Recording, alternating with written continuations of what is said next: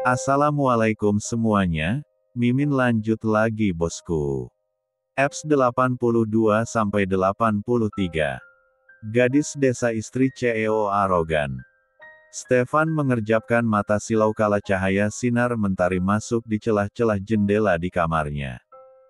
La menoleh ke sisi kanannya tapi tidak mendapati sang istri. "Kemana Ana?" tanyanya dalam hati sambil memijit pelipisnya karena rasa pusing pengaruh obat semalam masih menyisakan efeknya. La mengingat betapa ia tidak bisa mengontrol rasa panas, dan G4 irahnya saat Meni 3 entu istrinya tadi malam, karena obat itu begitu kuat hingga ia beberapa kali memasuki istrinya, ia merasa bersalah juga takut sebab sang istri sedang H4 mil. "Sayang," panggilnya sambil meneliti kamar tapi tidak ada Ana. La bangkit sambil memegangi kepalanya yang masih sedikit pusing dan berjalan ke arah kamar mandi.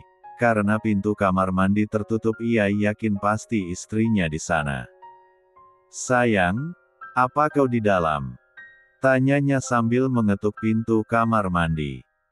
"Sayang," panggilnya lagi dan masih tidak ada jawaban. Ia memutar handle pintu tapi tidak bisa, pintunya dikunci dari dalam.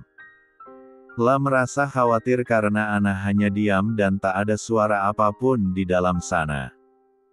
"Sayang, buka pintunya yang," La memutar handle pintu sambil menggedor pintu.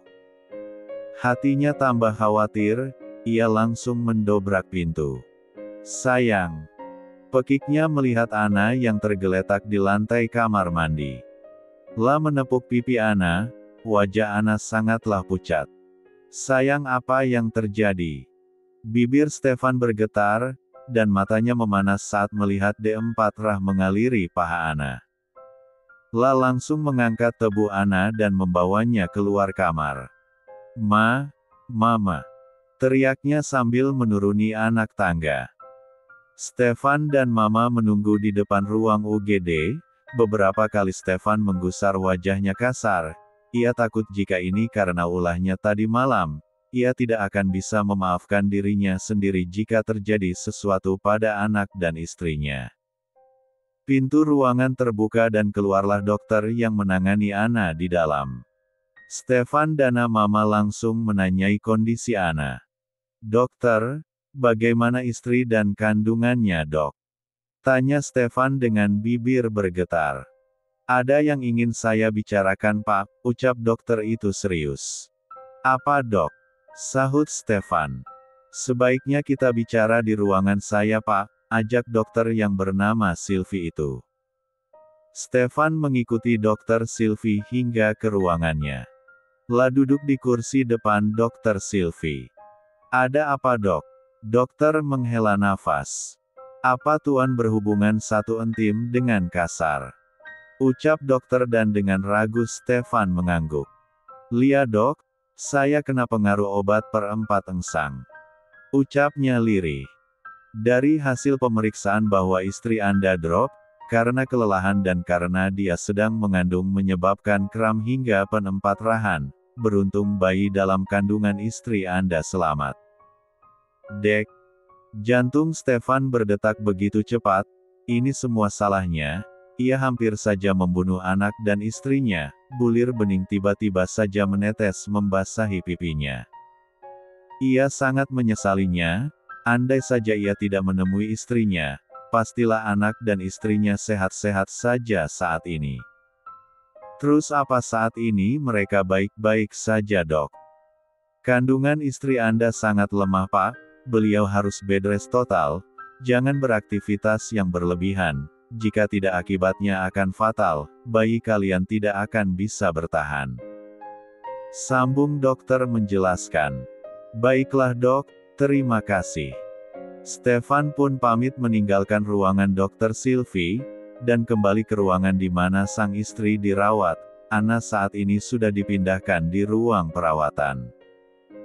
La membuka pintu dan mendapati istrinya yang berbaring lemah di yang rumah sakit, dengan selang infus yang menancap di tangannya, wajahnya juga pucat. Hati Stefan sangat hancur melihat keadaan istrinya, ia menggenggam jemari Ana serta mengusap perut Ana sambil terisak menangis. "Sayang, maafin Mas, maafin Papa nak," ucapnya merasa sangat bersalah. "Stef, Mama belikan kamu sarapan, makanlah, kamu kan belum sempat sarapan tadi," ucap Mama sambil meletakkan bungkusan makanan di atas meja kamar rumah sakit. Mama tertegun melihat Stefan menangis. Meski tidak bersuara tapi Mama tahu jika Stefan sedang menangis, bahunya bergetar menandakan ia sedang menangis. Mama menepuk bahu Stefan. "Apa yang terjadi? Kenapa kamu menangis?" tanya Mama yang memang tidak tahu yang sebenarnya. Stefan pun menceritakan bagaimana ia terkena obat perempat engsang semalam, dan mendatangi Ana hingga melakukannya berkali-kali bahkan dengan kasar, hingga membuat Ana dan kandungannya seperti ini. Mama membungkam mulutnya dengan tangannya, ia sangat syok mendengarnya. Membayangkannya saja sudah sakit, apalagi Ana yang mengalaminya, ditambah lagi tengah mengandung. Mama juga menitikkan air matanya. Lah kasihan pada menantunya yang menjadi keberingasan putranya tadi malam. Entah berapa banyak op-4T itu bercampur dengan minumannya hingga membuat Stefan sangat kesakitan, dan hingga ia menerjang istrinya hingga berkali-kali. Lah mengecup punggung tangan Ana. "Sayang, bangunlah," ucapnya dengan B1 bir yang masih bergetar. Eps 83. Mama menghela nafas, ia tahu bagaimana Stefan, dipaksa bagaimanapun Stefan tetap tidak kan mau makan, dia memang sangat keras kepala. Stefan merasakan adanya pergerakan di jari tangan Ana, ia menggenggam tangan Ana sambil melihat Ana yang membuka matanya dengan pelan, matanya berbinar bahagia. "Sayang," ucapnya haru. "Mas," lirih Ana. Matanya meneliti isi ruangan tersebut, ruangan putih bersih dan dominan bau obat-obatan. Lah tahu jika ini pastilah rumah sakit. "Ma," sambungnya saat melihat sang mama mertua sedang berdiri di sebelah kanannya. "Alhamdulillah sayang, akhirnya kamu siuman," Mama mengelus kepala Ana. Tangannya meraba perutnya. "Mas, anak kita?" tanyanya khawatir. Ia bisa mengingat betapa perutnya sakit saat itu, serta D4 rah mengaliri P4-nya. "Anak kita baik-baik saja sayang," ucap Stefan lembut sambil mengelus perut Ana. "Dia anak yang kuat seperti mominya," sambungnya tersenyum. Alhamdulillah, Ana begitu lega karena keempat kandungannya tidak terjadi apapun. Ia hendak duduk namun dicegah oleh Stefan. "Kamu gak boleh banyak bergerak sayang, tetaplah berbaring," ucap Mama sambil menghalangi Ana. "Benar sayang," sahut Stefan. Ana hanya mengangguk menurut. Stefan kembali menggenggam tangan Ana kemudian mengecupnya. "Sayang, maafin Mas, karena Mas kalian jadi seperti ini," ucap Stefan sedih. "Mas, kamu menangis." Ana kaget melihat air mata Stefan jatuh membasahi pipinya. Lah menyeka air mata itu dengan ibu jarinya.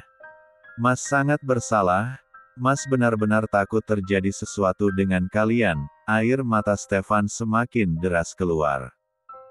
"Mas, kami baik-baik saja, Mas lihat kan.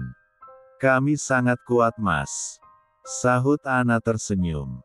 "Kami bangga memilikimu Mas. Kau suami dan ayah paling best di dunia ini," sambung Ana dengan menangkup wajah Stefan dengan sebelah tangannya. Stefan ikut tersenyum kemudian menjatuhkan kecupan ke seluruh wajah Ana. Lah sangat bersyukur Allah sangat baik kepadanya, memberikan kesempatan untuknya bersama anak dan istrinya. Lah berjanji akan selalu menjaga anak dan istrinya. "I love you," ucap Stefan di sela-sela ciumannya. Ana tertawa merasa geli karena Stefan tak henti mengecup seluruh wajahnya.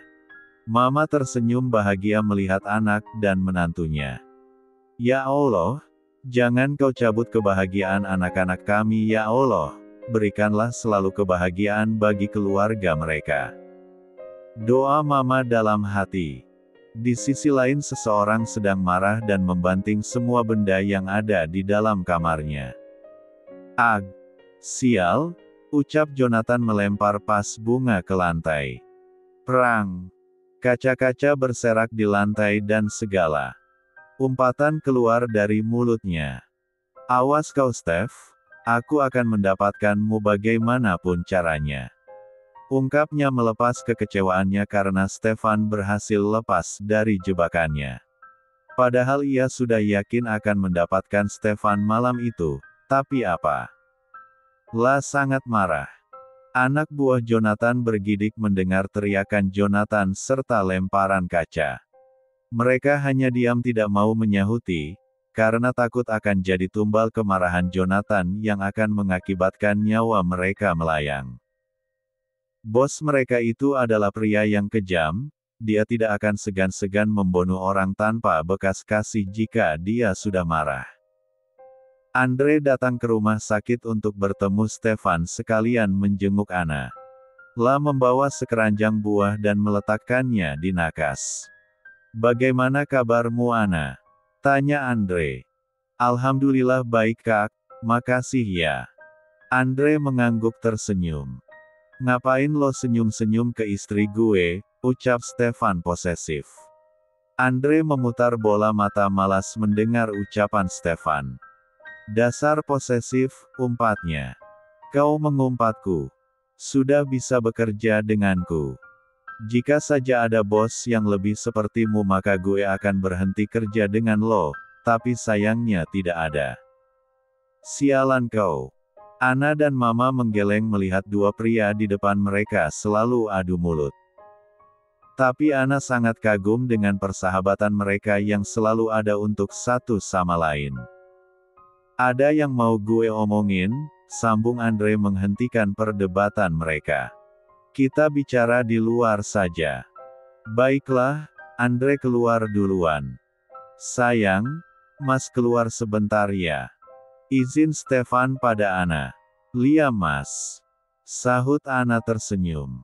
Stefan mengecup kening Anna kemudian pergi keluar menyusul Andre. Ada kabar tentang kemarin? Tanya Stefan to the point sambil duduk di kursi tunggu depan ruang perawatan. Tidak ada yang terekam oleh CCTV di sana, semuanya normal. Tapi gue curiga ini perbuatan Jonathan. Ucap Andre. Tapi untuk apa dia melakukan hal itu? Lo sudah dengar kabar dia belokkan. Bisa jadi dia menginginkan lo. Andre tertawa membayangkan Stefan main dengan Jonathan. Sinting lo, umpat Stefan memukul lengan Andre dan membuat Andre semakin terbahak. Gue lucu aja jika semalam sampai terjadi, lo bakal digagai oleh Jonathan. Sambungnya tertawa. Stefan kembali memukul Andre yang menggodanya. Bukankah dia pernah menikah? Jadi gue rasa tidak mungkin dia belok seperti yang lo ceritain. Stefan masih tidak percaya karena ia tahu Jonathan pernah menikah. Jika dia belok tidak mungkinkan dia menikah, pikir Stefan. Bisa jadikan hanya untuk menutupi topengnya, buktinya dia nikah hanya sebentar. Sahut Andre. Stefan mengangguk masuk akal dari ucapan Andre. Lo harus waspada dengannya, hati-hati dari setiap tindakannya, jangan sampai hal kemarin terulang lagi.